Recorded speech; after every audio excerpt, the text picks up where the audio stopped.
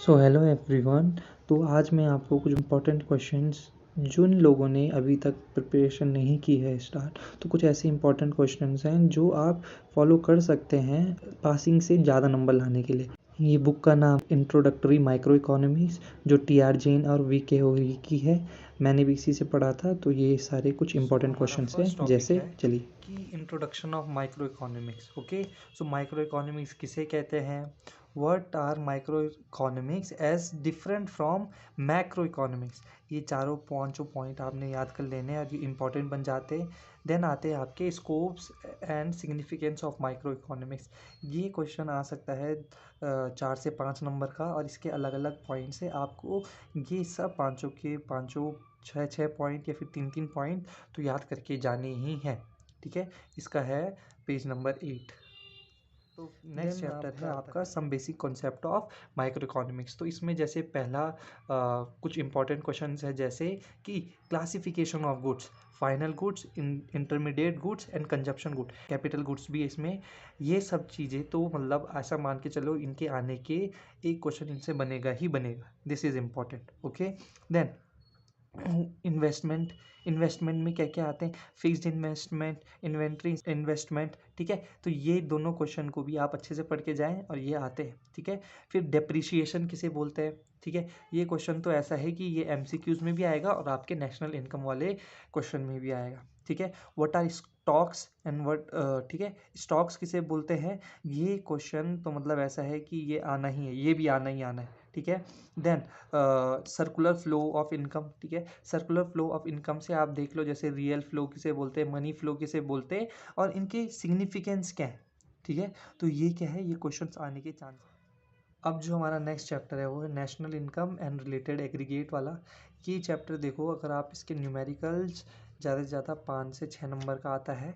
और अगर आपको ऐसा है कि आपको न्यूमेरिकल में थोड़ा कन्फ्यूजन है, तो आप ये न्यूमेरिकल वाला पार्ट छोड़कर इसके थ्योरी वाले पार्ट को देख सकते हैं। जैसे नेशनल इनकम में क्या क्या है, what are factor income, what are transfer income. Okay, ये क्वेश्चन आता है। ठीक है, what are net factor income from abroad, ये क्वेश्चन भी आता है। Then gross and net concept, ये वाले क्वेश्चंस भी क्या है। फिर आपके पास इसमें आता है कि market price and factor cost किसे बोलते हैं, ये भी 1-2 नंबर के क्वेश्चन आता है इससे भी।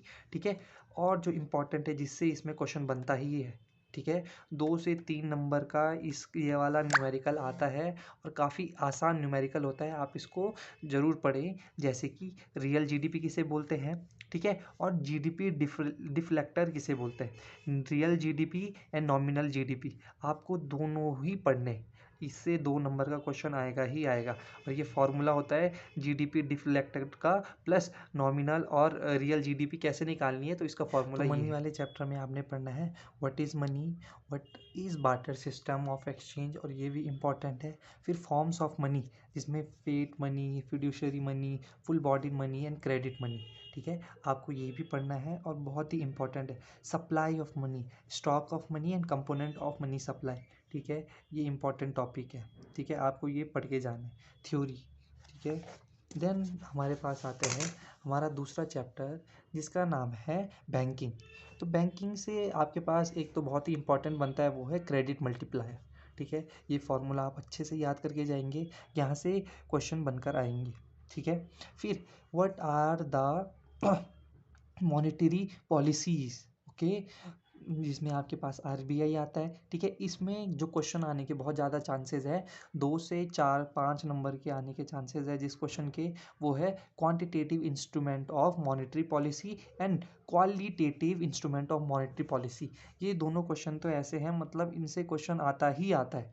ठीक है, ये लिख के ले लो, ये आएगा ही आएगा। ठीक है, और एक और क्वेश्चन इंपॉर्टेंट है सेंट्रल बैंक वाला, कि what are the functions of RBI, what are functions that RBI perform. ठीक है, जिसकी वजह से वो हमारा एपेक्स बैंक है। ठीक है, तो ये वाला क्वेश्चन भी आपने पढ़ के जाना है कि RBI, what are the significance of RBI. ठीक है, देन हम अपना नेक्स्ट चैप्टर पढ़ेंगे, जिसका नाम है aggregate demand, aggregate supply and related concept. ठीक है, तो इस वाले क्वेश्चन, यहाँ से क्वेश्चन आने के चांसेस है। ठीक है, और यहाँ से क्वेश्चन भी आता है 2-3 नंबर का। ठीक है, एग्रीगेट डिमांड कैसे, एग्रीगेट डिमांड में क्या है, find the aggregate demand, aggregate supply कैसे निकालते हैं, ये क्वेश्चन भी पढ़ के जाना है। प्लस एक इसमें ये वाला क्वेश्चन आता है, एवरेज इसमें एक ये वाला क्वेश्चन आता है एवरेज प्रोपेंसिटी टू कंज्यूम, ठीक है, और इसका ये APC वाला फॉर्मूला और एवरेज प्रोपेंसिटी टू सेव, ये दोनों क्वेश्चन से क्वेश्चन बनकर आएगा। आप ये वाला रिलेशनशिप भी याद करके जाएंगे कि propensity to consume and propensity to save, इन दोनों में क्या इंपॉर्टेंट है, ठीक है। फिर इसके बाद नेक्स्ट चैप्टर है जिसका नाम है शॉर्ट टर्म इक्विलिब्रियम आउटपुट। तो इस क्वेश्चन इससे भी आने के थोड़ा बहुत क्वेश्चंस के चांसेस है। इसमें ज़्यादातर जो आता है वो आता है क्वेश्चन इन्वेस्टमेंट मल्टीप्लायर से। तो जैसे कि K is equal to 1/1 minus MPC is equal to 1/MPS, ठीक है। तो ये वाला क्वेश्चन आता है plus K is equal to delta Y upon delta I, ठीक है। तो change in income and change in investment, तो ये वाला क्वेश्चन आने के भी चांसेस है, आप इसको भी पढ़ सकते हैं, ठीक है। और दूसरा investment multiplier works through change in consumption, ठीक है, और forward and backward action of the multi. फिर अब आता है बहुत ही ज़्यादा इम्पोर्टेंट टॉपिक जिसका नाम है problem of deficit demand and access demand, ठीक है। तो इसमें आपको ये चैप्टर थोड़ा अच्छे से पढ़ना है। जैसे इसमें क्वेश्चन आते हैं वॉलेंट्री एंड इनवॉलेंट्री अनएम्प्लॉयमेंट किसे बोलते हैं, डेफिसिट डिमांड, ठीक है, क्या है, इसके कॉजेस क्या हैं और इसके कॉन्सिक्वेंसेस क्या हैं। वैसे ही same consequences causes of excess demand, ठीक है। डेफिसिट डिमांड और एक्सेस डिमांड, इन दोनों के क्वेश्चंस आपने पढ़ने हैं, ठीक है, कि इन दोनों के क्वेश्चन इन दोनों की वजह से क्या क्या क्या होता है और हम इनको कैसे, इनके जो चीज़ें हैं इनको हम कैसे क्या कर सकते हैं, ओवरकम कर सकते हैं, ठीक है। अब देखो यहाँ से जो क्वेश्चन आता है वो आता है correcting excess and deficient demand, ठीक है। ये क्वेश्चन आता है और ये इम्पॉर्टेंट भी है, ठीक है। और इसमें एक क्वेश्चन आता है कंपोनेंट ऑफ मॉनेटरी पॉलिसी, जिसमें bank repo rate, then reserve repo rate, open market operation, CRR, SLR, margin requirement, credit rationing, moral suasion, ठीक है। तो ये वाले क्वेश्चन क्या है आते हैं और ये सच में आते हैं, ठीक है। प्लस ये सारी चीज़ें physical policy, component of physical policy, monetary policy, ठीक है। इस ये वाला टॉपिक से ये 5 से 10 6 5 4 से 5 नंबर का क्वेश्चन बनता है, ठीक है। आप इसको भी पढ़ेंगे। देन चैप्टर अगर मैं बात करूँ बजट वाले चैप्टर से, तो इससे ये क्वेश्चन बनकर आता है कि बजट किसे बोलते हैं, ठीक है। ये बजट कब रिलीज होता है, कौन सा फाइनेंशियल ईयर होता है, ये 1 वर्ड के क्वेश्चन है। प्लस बजट एक्सपेंडिचर क्या है, ठीक है, बजट रिसीट्स क्या है, ठीक है, और बजट एक्सपेंडिचर क्या है, ये क्वेश्चन बनकर आता है, ठीक है। देन इससे क्वेश्चन बनकर आता है कि बैलेंस्ड बजट किसे बोलते हैं, बजट डेफिसिट कैसे होता है, रेवेन्यू डेफिसिट कैसे होता है, ठीक है। वैसे ज़्यादातर जो क्वेश्चन आता है वो बैलेंस्ड बजट से आता है, ठीक है। तो आप इसको देख सकते हैं, ठीक है। और ये वाला भी फिजिकल डेफिसिट को कैसे हम क्या है कर्व कर सकते हैं, ठीक है। फिर जो आपकी बारी आती है वो है फॉरेन एक्सचेंज रेट, ठीक है। आप इसमें ये दोनों पढ़ेंगे, फ्लेक्सिबल एक्सचेंज रेट किसे बोलते हैं, फिक्स्ड एक्सचेंज रेट किसे बोलते हैं, ठीक है, फिक्स्ड एक्सचेंज रेट किसे बोलते हैं, ठीक है।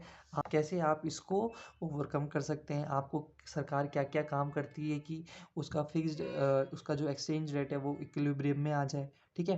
तो आपको ये भी पढ़ना है इस चैप्टर में, ठीक है। देन जो हमारा दूसरा चैप्टर है वो है बैलेंस ऑफ पेमेंट, ठीक है। बैलेंस ऑफ पेमेंट बहुत इंपॉर्टेंट है, ठीक है। तो इसमें भी आप पढ़ सकते हो current account, capital account and official reserves account, ठीक है। ये दोनों पढ़ने हैं आपने, ठीक है। देन हाँ, इसमें ये पढ़ना है। और इसके कंपोनेंट क्या होते हैं, कैपिटल अकाउंट के कंपोनेंट क्या होते हैं, जैसे बोरोइंग्स होती हैं, फॉरेन इन्वेस्टमेंट्स होती हैं, NRI डिपॉजिट्स होती हैं, ठीक है, बैंकिंग कैपिटल होता है, शॉर्ट टर्म डेट होता है, ठीक है। तो आपने ये सब पढ़ना है, ठीक है, ये इंपॉर्टेंट। और जो इस चैप्टर से इंपॉर्टेंट क्वेश्चन बनता है वो जैसे BOP इक्विलिब्रियम किसे कहते हैं, ठीक है। तो BOP इक्विलिब्रियम, BOP डेफिसिट कब होता है, BOP सरप्लस किसे बोलते हैं, ठीक है। आपने ये भी पढ़ना है। और इससे 2-3 नंबर का क्वेश्चन ये भी आता है कि ऑटोनॉमस एंड एकोमोडेटिंग आइटम्स क्या होती हैं, ठीक है। बस इतना ही। Thank you very much everyone, hope ये आपके काम है।